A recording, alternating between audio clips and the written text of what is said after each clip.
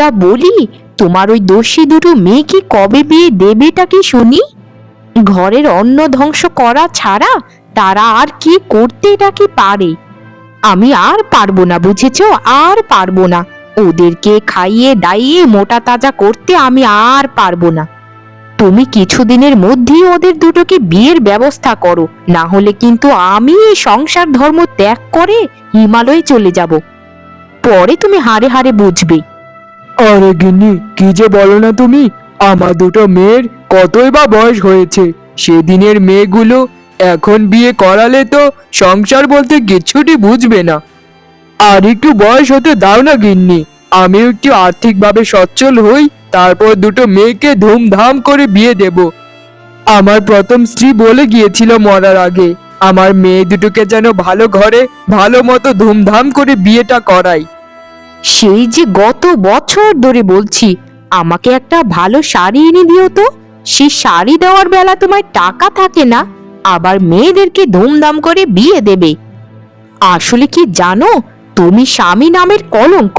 তুমি আমার ভালো স্বামী হতে পারোনি। আমারই পোড়া কপাল, কেন যে দুটো মেয়ের বাপকে ঢ্যাং ঢেঙিয়ে বিয়ে করতে গেলাম। এভাবে কেন বলছো গিন্নি? আমার অপরাধটা কোথায়? আচ্ছা ঠিক আছে, আমি যত তাড়াতাড়ি সম্ভব দুটো মেয়ের বিয়ের ব্যবস্থা করছি। এই গ্রাম বা অন্য গ্রামের কেউই আমাদের মেয়েকে এমনিতেই বিয়ে করবে না, কিছু না কিছু তো জামাই বাবা জীবনদেরকে দিতে হবে নাকি? আচ্ছা ঠিক আছে, সে আমি দেখে নেবক্ষণ, এখন দুটো খেতে দাও। টাকা তো গাছে ধরে নাকি? তোমার মেয়েদের জন্য শুনছিস দিদি, মা আমাদের কত বাজে বাজে কথা বলছে, বাবাকে কান মন্ত্র দিচ্ছে যেন আমাদেরকে তাড়াতাড়ি বিয়ে দিয়ে দেয়। আসলেই নিজের মা তো নয়, তাই তো আমাদের কোনোদিনই ভালো চান না তিনি। কি আর বলবো রে বোন, যেখানে নিজের মাই তো বেঁচে নেই, সৎ মা কি আর নিজের মা হয় কোনোদিন? উনি তো এটাই চান যেন আমাদের দু বোনকে এই বাড়ি থেকে তাড়িয়ে দিয়ে তিনি যেন সকল সম্পত্তি নিজে একা গ্রাস করতে পারেন। এটাই হচ্ছে আমাদের দু বোনের ভাগ্য, আর এই ভাগ্যটা ঈশ্বর নিজের হাতেই আমাদের কপালে লিখন করে দিয়েছেন। বিধাতার লিখন কি খণ্ডাতে পারবে বলতো? খণ্ডাতে তো পারবো না দিদি, কিন্তু আমরা প্রতিবাদ তো করতেই পারি। মা যখন বাবাকে এরকমটা বলেন, তখন যদি আমরা সামনাসামনি গিয়ে প্রতিবাদ জানাই, তবে বোধহয় আর কখনোই আমাদের বিয়ের কথা বলবে না। আর আমাদের বয়সটাই বা কত হয়েছে, এখন আমিও বিয়ে করতে চাই না দিদি। আমি আমার এই বাড়িতেই থাকতে চাই, মায়ের স্মৃতি বুকে জড়িয়ে। আমি কিছুই বলতে পারবো না রে বোন, ভবিষ্যতে যে আমাদের কি লেখা আছে। তবে মা যখন মুখ দিয়ে একবার কথাটি বের করেছে, বাবাকে এটা করিয়ে ছাড়বেন। জানিসই তো মা কত একঘেয়েমি করে। ছোটবেলায় যখন মা মরে গেল, তখন বাবা আমাদের ভালোর জন্য আরেকটা বিয়ে করলেন। এখন তো ভালোর থেকে খারাপই হচ্ছে আমাদের সাথে। বাবারই তো সব দোষ, দেখে না শুনে একটা মেয়েকে ঘরে তুলে নিয়ে এলো। সেই যে বাবা বিয়ের পর থেকে সৎমা আমাদের উপর অত্যাচার শুরু করেছিল, এখনো চলমানই আছে।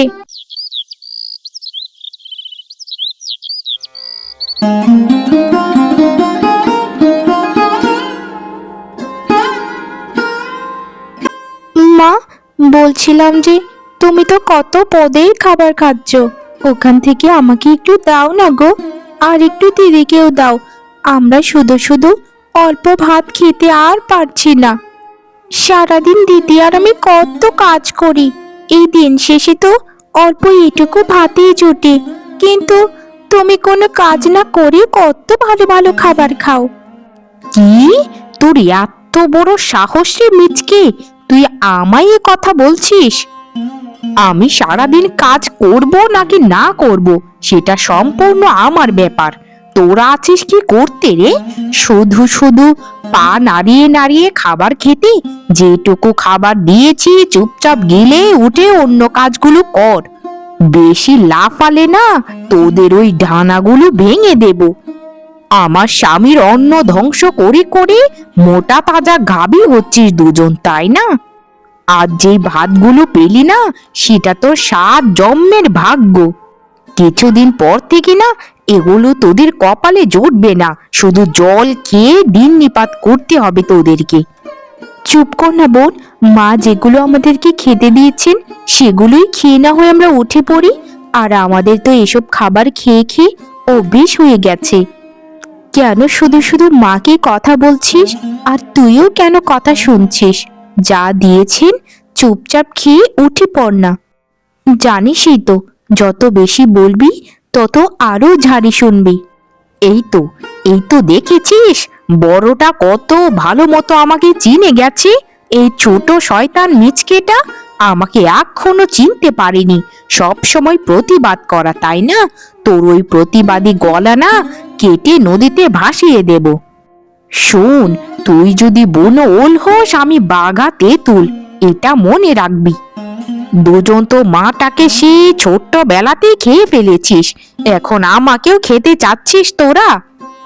এরকম কোনো ব্যাপার নয় মা, দয়া করে ছোটকিকে ক্ষমা করে দাও না।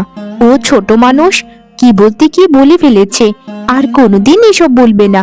আমি তোমায় কথা দিলাম, তুমি আমাদেরকে যাই দেবে আমরা হাসি মুখে খেয়ে নেব। যদি বিষ দাও, সেই বিষটাও খেয়ে নিতে রাজি আছি, কারণ মায়ের পর পরে তুমি তো আমার আপন মা। আমি মা দেখিয়ে তো কি হয়েছে, তোমায় তো দেখেছি। যতই আদিক্ষেতা করিস না কেন রে হতচ্ছাড়িরা, তোদেরকে কোনো দিন আমি আপন বলে মেনে নেব না, কারণ তোরা সৎ মেয়ে। আমার নিজের ঘর থেকে তো কোনো বাচ্চাই হলো না, তোদেরকেও আমি দেখতে পারি না। একটা সুযোগ, শুধু একটা সুযোগের সন্ধানে আছি আমি। একটা সুযোগ পেলেই না তোদেরকে কিভাবে ঘর ছাড়া বাড়ি ছাড়া করবো যে তোরা বুঝতে পারবি।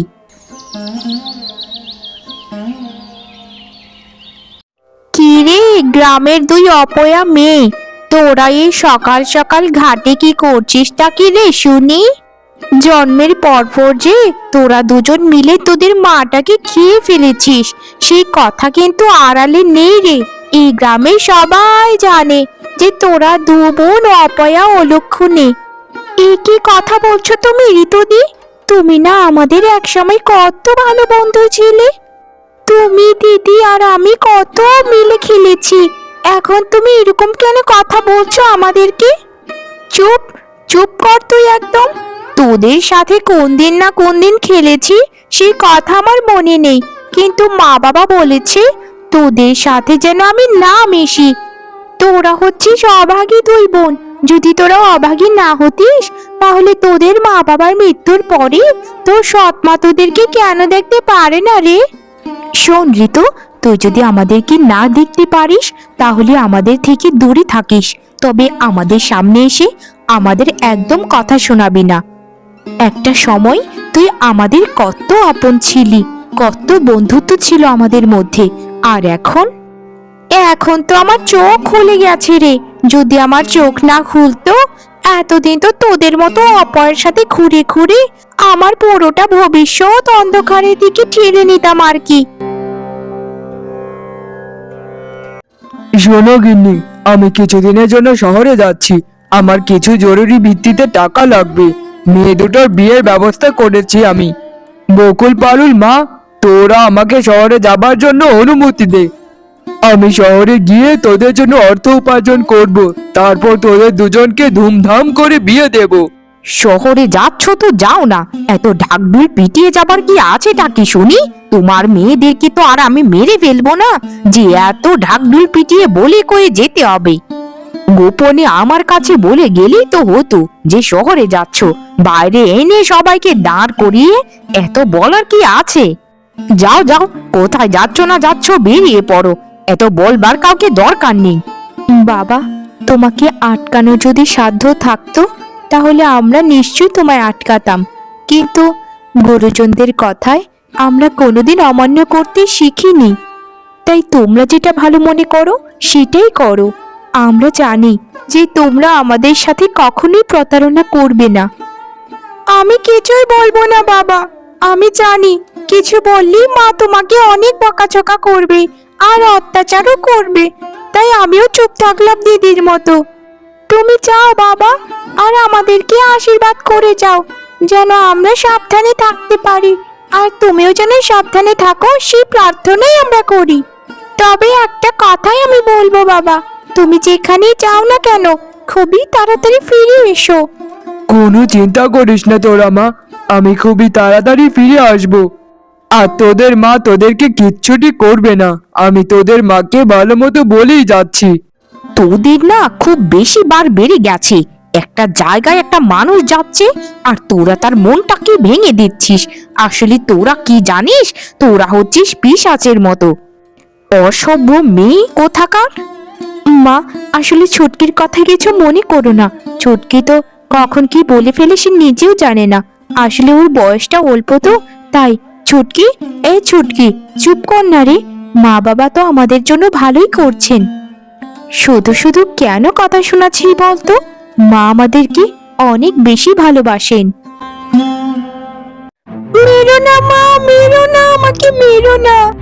সবকিছুর একটা সীমা থাকে মা, কিন্তু তুমি ছুটকির সাথে আজকে যেটা করেছো সেটা সীমার অতিক্রম করে ফেলেছো। বাবার অনুপস্থিতিতে তুমি ছুটকির গায়ে এভাবে হাত তুলতে পারো না। আমি সবসময় চুপ থাকি দেখি আমাকে দুর্বল ভেবো না মা। আমি কিন্তু কথা বলতে, প্রতিবাদ করতে জানি। তোমায় সর্বোচ্চ সম্মান করতাম, তাই এতদিন চুপ ছিলাম। আর না, আর না, অনেক হয়েছে। ও আচ্ছা, তা তুই প্রতিবাদ করবি তো? আচ্ছা, বাইরে লাঠিটা আছে, ওটা নিয়ে আয়। এনে আমার মাথা ফাটিয়ে ফেল, দেখি কেমন প্রতিবাদ করতে পারিস। শোন রে সতীনের মেয়েরা, তোদেরকে যে জায়গা দিয়েছি, খেতে দিচ্ছি, এটাই তোদের 7 জন্মের ভাগ্য। আজ যে আমার স্বামীর সামনে আমাকে অপমানগুলো করেছিল উঠোনে দাঁড়িয়ে, সেগুলোরই আমি জবাব দিয়েছি তোর ছোট বোনকে। এখন কি করবি আমার, তুই কর এক্ষুনি। এক্ষুনি তোর ওই বদমাস বোনটাকে নিয়ে বেরিয়ে যা। তোমাকে আর আমাদেরকে বলতে হবে না, আমিও আর এই বাড়িতে থাকতে চাই না। আমার বোনকে নিয়ে আমি জঙ্গলে কাটিয়ে দেব, তবু এই বাড়িতে থাকবো না। যে বাড়িতে সম্মান নেই, কোনো ভালোবাসা নেই, কিচ্ছু নেই, সে বাড়িতে থেকে আমরা পচে মরতে পারবো না। আমাদেরও ব্যক্তির স্বাধীনতা রয়েছে। তা তোদের যখন অতই স্বাধীনতা রয়েছে, তা তোরা জঙ্গল, পাহাড়, সমুদ্রে গিয়ে বসবাস কর না। তোদের কি আটকাচ্ছে কেটাকে শুনি? আর যদি বলিস যে আমার স্বামী তোদের জন্য খুবই পাগল, আমার স্বামীকে আমি বুঝিয়ে নেবক্ষণ যে তোমার মেয়েরা কোথায় জানি চলে গেছে। তুমি আমার সাথে আজকে যেটা করেছো সেটার জন্য ঈশ্বর তোমাকে দেখো দেখো এর যোগ্য শাস্তি দেবেন। আমি সবকিছু ঈশ্বরের কাছে রেখে দিয়ে গেলাম। তুমি আমার সাথে একদম ভালো করনি। আমার আমার মা নেই তো কি হয়েছে, আমার ঈশ্বর আছে, আমার দিদি আছে, আমার কাউকে দরকার নেই। চুপ কর বেয়াদব মেয়ে, তোর বোনটাকে নিয়ে না এই বাড়ি থেকে বেরিয়ে যা। আর এক মুহূর্ত যদি থেকেছিস না, তাহলে তোদের 2 বোনকে আগুন দিয়ে জ্বালিয়ে ফেলবো। এই বাড়িতে শুধু আমার আধিপত্য চলবে। আমি সব কিছু করব, আমি এই বাড়ির রানী। আর তোরা হচ্ছিস আমার দাস দাসী। এই দাস দাসী গুলোকে আমি রাখতে চাচ্ছি না, তাই তোরা এক্ষুনি বেরিয়ে যা। যাবই তো যাবই, এটা তোমায় আর বলতে হবে না। আমরা এক্ষুনি বেরিয়ে যাচ্ছি। দিদি, দিদি চলো, আমরা চলে যাই বাড়ি থেকে। এই বাড়িতে থাকলে আমি এমনিতেই মরে যাব। এই মহিলা আমাকে মেরে ফেলবে। চুপ কর, চুপ কর হতচ্ছাড়ি। আমার সাথে ভদ্রভাবে কথা বলবি। তোর বোনটাকে নিয়ে এক্ষুনি বেরিয়ে যা, না হলে এখনই কিন্তু দেখবি দেখবি তোর কি করি আমি। শুনুন, আমরা তো চলেই যাচ্ছি। আপনাকে যাওয়ার আগে একটা কথা বলে যাই যে আপনাকে আমি মায়ের মতো ভালোবেসেছি, এত শ্রদ্ধা করেছি যে বলার মতো নয়। আপনার মতো মহিলাকে আমার মায়ের জায়গায় বসিয়েছিলাম, এটা ভাবতেও আমার ঘৃণা হচ্ছে যে আমি এটা কিভাবে করলাম। চল ছুটকি, আমরা এখান থেকে চলে যাই। দিদি, আমরা তো বাড়ি থেকে বেরিয়ে এলাম, এখন আমরা কোথায় যাব বলো তো? আমাদের তো কোনো আত্মীয় স্বজনও নেই, আর যদি থাকেও তারা আমাদেরকে কোনো দিন জায়গা দেবে না, কারণ মার মৃত্যুর পর থেকে সবাই আমাদের থেকে বিচ্ছিন্ন হয়ে গেছে। একদম চিন্তা করিস না বোন, একদম কাঁদবি না। আমি থাকতে তোর কিসের এত কষ্ট বলতো? আমাদের ঈশ্বর আছেন, ঈশ্বরই আমাদেরকে ঠিক পথ দেখাবেন। চল বোন, এখানে দাঁড়িয়ে না থেকে আমরা হাঁটা শুরু করি। আজ বাবা নেই বলে আমাদেরকে বাড়ি থেকে তাড়িয়ে দিল। বাবা থাকলেও আর কি দিদি, বাবাও তো মায়ের ভয়ে আমাদেরকে কিচ্ছুটি বলতে পারে না, আর মাকেও শাসন করতে পারে না, উল্টো আমাদেরকে কথা শোনায়। আমরা যে কি করব দিদি? তবে আমি চাই আমাদের এই সৎ মায়ের একটা যোগ্য শিক্ষা হোক। তুই একদম চিন্তা করিস না বোন, একটা কথা সবসময় মনে রাখবি, এই পৃথিবীটা গোল। এই পৃথিবীতে যে যাকে কষ্ট দেয় সেটা ঘুরে ফিরে তার উপরেই এসে পড়ে। চল চল আমাদের অজানা গন্তব্যে পা বাড়াই এখনই।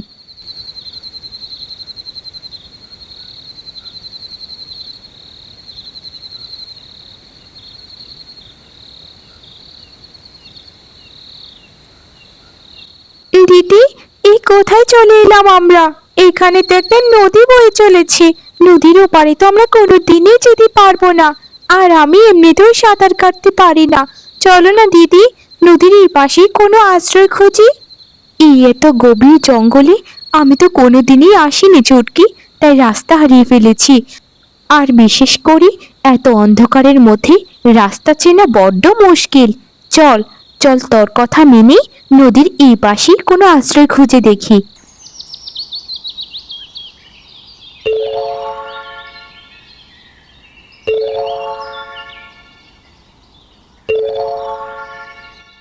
আরে আরে দিদি, এটা কেমন আশ্চর্যের ব্যাপার স্যাপার! দেখো না দিদি, একটা কত বড় বট গাছের মধ্যে কত বড় একটা গুহা। এরকম গুহাযুক্ত বট গাছ আমি তো জীবনেও দেখিনি গো দিদি। চলো চলো দিদি, আমরা এখান থেকে পালাই, না হলে যদি ওই গুহা থেকে কোনো সাপ বেরিয়ে আসে। আরে নারী বোকামি, তুই এই গুহা ছেড়ে পালাচ্ছিস কেন? শোন না, এত বড় গুহার মুখে কখনোই সাপ খুব বসবাস করবে না। এই গুহা নিশ্চয়ই কোনো আধ্যাত্মিক শক্তি সম্পন্ন।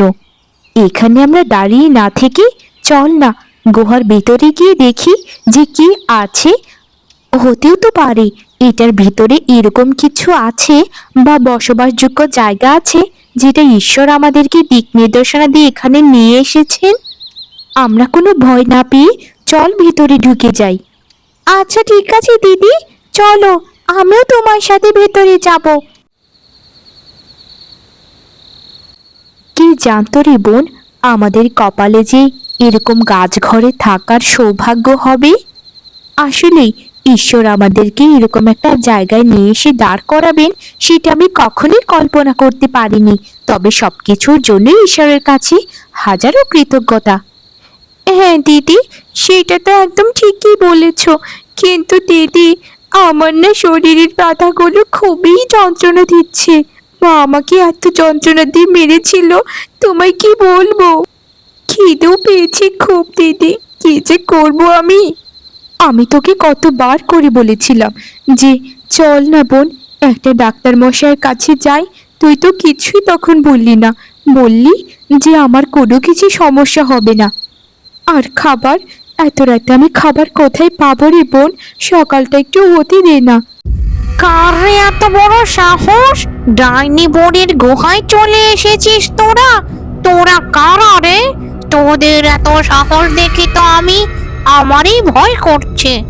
সারাটা দিন শিকার খোঁজে খোঁজে বেড়াই, আর আজকে শিকার নিজে থেকে গুহায় চলে এলো।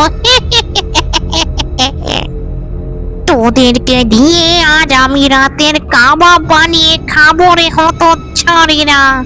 আমাদের আমাদের কথাটা তো শোনো বুড়িমা, আমরা আমরা দুজন অসহায় বোন বুড়িমা, আমাদের মা নেই। আমার মার মৃত্যুর পর বাবা আরেকটা বিয়ে করেছিলেন, তারপর থেকে সৎ মা আমাদেরকে কত যে অত্যাচার করেছেন তার কোনো ঠিক ঠিকানা নেই। এই যে দেখো ডাইনি বুড়িমা, সৎ মা কোনো অপরাধ ছাড়াই আমাকে কত কত জঘন্যভাবে মেরেছে। আমাদেরকে খেয়ে ফেলো, যদি তোমার আত্মা শান্তি পায় তবে তুমি তাই করো, আমাদের কোনো আপত্তি নেই।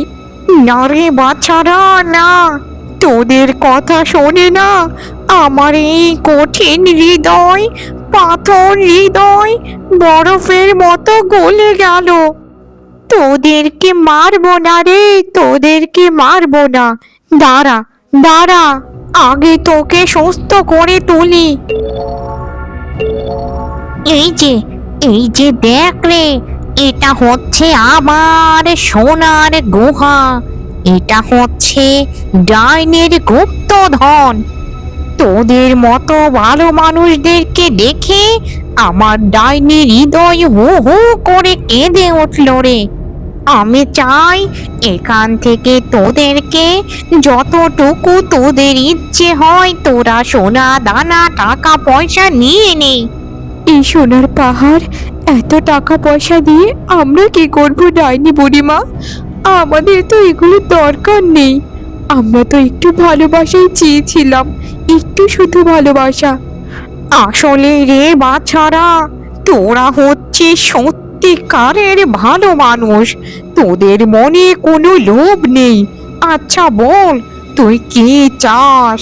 তুই তো এটাই চাস যে তোর মা আর তোর বাবা তোদেরকে ভালো মতো যত্নে রাখুক, তাই তো? শোন রে, তোকে মানে বড়টাকে আমি একটা আশীর্বাদ দিলাম। এই আশীর্বাদ ব্যবহার করে তুই তোর মার সামনে গিয়ে দাঁড়াবি। তুই যখনই চাইবি তোর ইচ্ছে মতো বড় হতে পারবি, এটাই তোর আশীর্বাদ।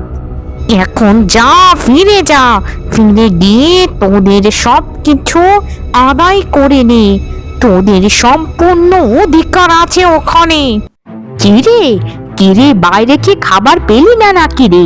এখানে আবার ড্যাং ডেঙিয়ে চলে এলি। তা বলেছিলাম না তোদের এই বাড়ি ছাড়া কোথাও যাওয়ার জায়গা নেই, তোদের মৃত্যুটা না আমার হাতে লেখা আছে।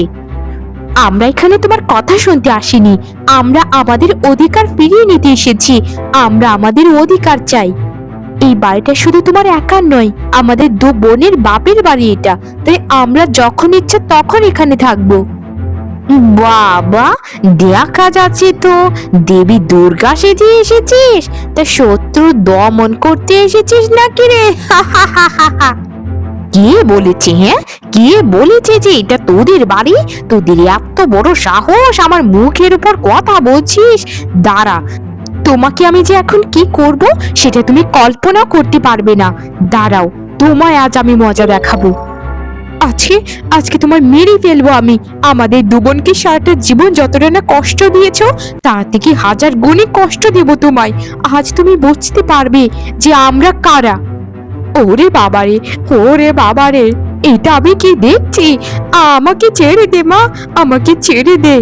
আমি কোনোদিন আর তোদের সাথে খারাপ আচরণ করব না। আমাকে ছেড়ে দে, তোদের দুটো পায়ে পড়ছি। আমি কোনোদিন, তোদের কথা দিলাম, নাকে খড় দিলাম, আমি কোনোদিন কিছু করব না তোদের সাথে। আমার আমার জন্মে শিক্ষা হয়ে গেছে। আর যদি কোনোদিন করেছি তো তোদের সাথে কিছু, সেদিন আবার মেরে ফেলিস। আমায় ক্ষমা করে দে, আমায় ক্ষমা করে দে।